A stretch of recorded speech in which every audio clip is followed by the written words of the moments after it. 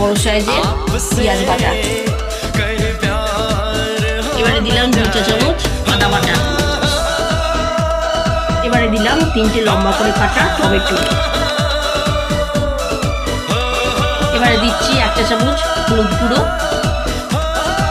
আর দিলাম, এবারে দিচ্ছি 1 চা চামচ নুন। নুনটা স্বাদ অনুসারে দেবেন। আর দিলাম আর টেস্টের ব্যালেন্সের জন্য দিলাম 1/2 চা চামচ চিনি।